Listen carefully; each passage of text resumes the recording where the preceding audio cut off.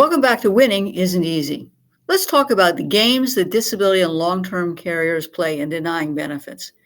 Now, there are many games that long-term disability carriers will play in denying benefits. They will look at the policy or plan terms and say, hey, you don't meet the definition of disability.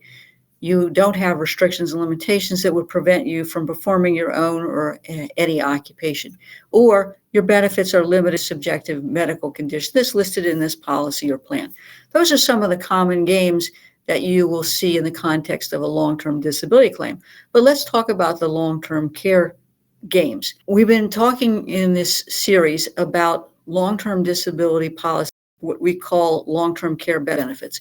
And normally the requirement is that you are able to do 2 out of 6 of the basic activities of daily living, such as bathing, toileting, transferring, that sort of thing.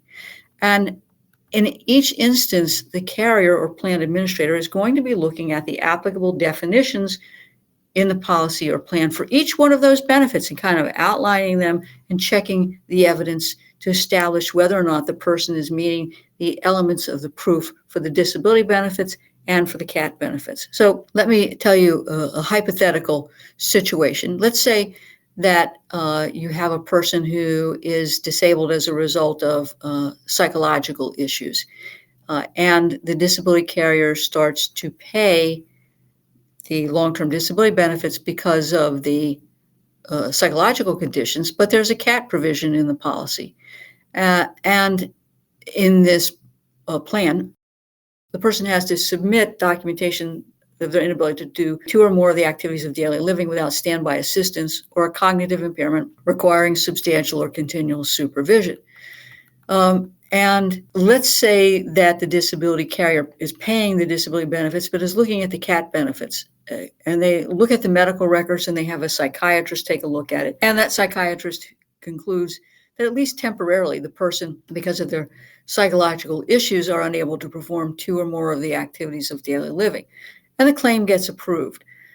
But then at some point, they wake up and realize that the policy or plan actually does not allow for the payment of catastrophic benefits for psychological conditions, but could pay for benefits if there was a cognitive impairment. So the game has now changed from what it is you have to prove to whether there is even coverage. And sometimes what you will see is a denial that things like, well, the records don't reflect an inability to do the ADLs independently.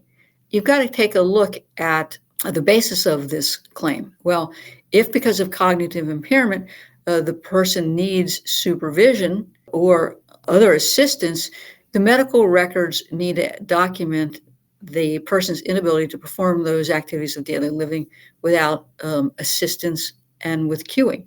And of course, the evidence has to establish that the person has a cognitive impairment, not just a psychological impairment, a cognitive impairment. Secondly, the denial might say something like, well, there's no documentation of any focal, neurological, motor, or sensory impairment that could result in the inability to perform ADLs or that they require assistive devices. Well, again, this goes back to the fine print in the policy.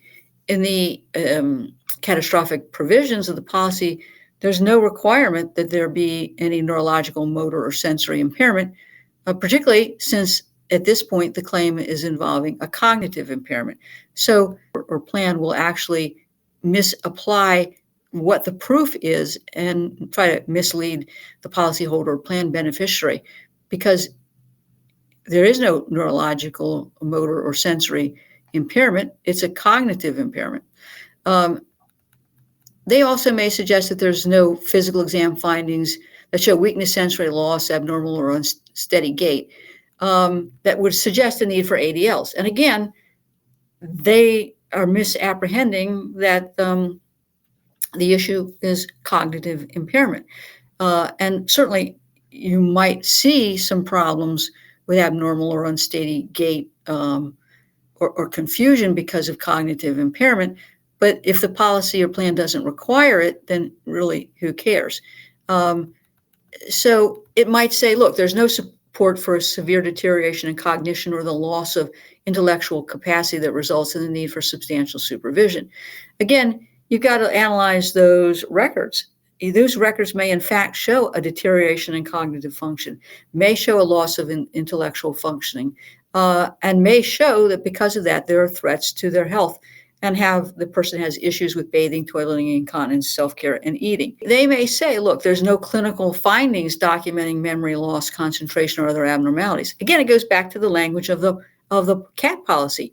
Does the CAT policy actually require objective evidence of testing or clinical findings? If it does, then they can't request that information. But of course, that is strong support for the claim. Now, the denial might say, well, look, the caregiver doesn't live with the policyholder or plan beneficiary, and therefore they couldn't necessarily require substantial assistance or supervision. Again, you got to look at the language of the policy. Does it require the caregiver to live with a policyholder or plan beneficiary? If it does, then that's an issue. But if it doesn't, that's not an issue. They certainly should be entitled to those benefits, at least for the period of time in which they require the assistance. They may say, look, the policyholder plan beneficiary is making decisions about their own medical care, and that's inconsistent with a claim of cognitive impairment.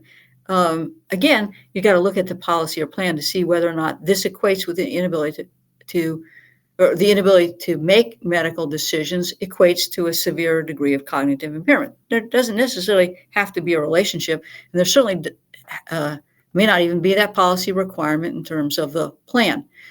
One of the other things I sometimes will see is they'll deny a claim for CAT benefits, the policyholder or plan beneficiary's ability to communicate with the carrier or the plan administrator is not consistent with the claim that they have cognitive impairment, or the cognitive impairment is so bad that they require supervision.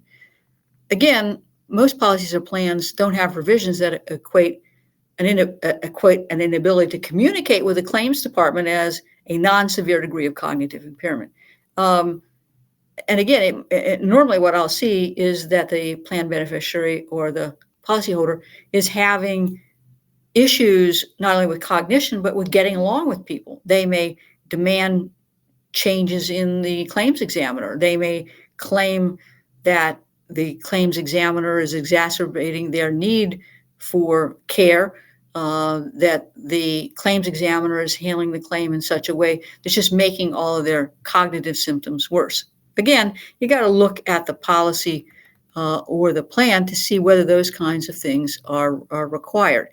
They also may argue that there's a lack of functionality in terms of complaints. In other words, sometimes people who have, for example, cognitive impairment don't necessarily think there's anything wrong with them, or they'll deny that there's something wrong with them.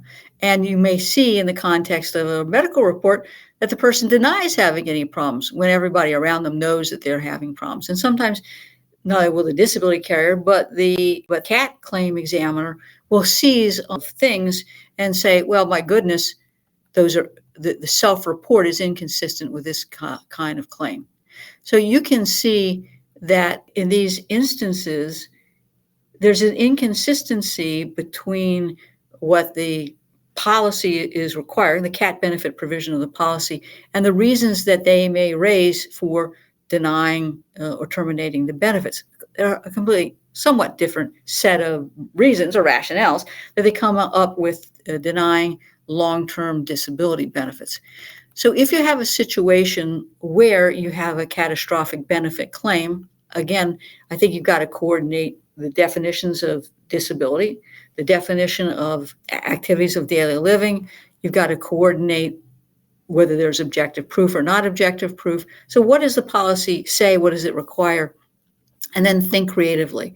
I think there are many ways to overcome claims denials, not only in terms of long-term disability claims, but long-term disability CAT claims.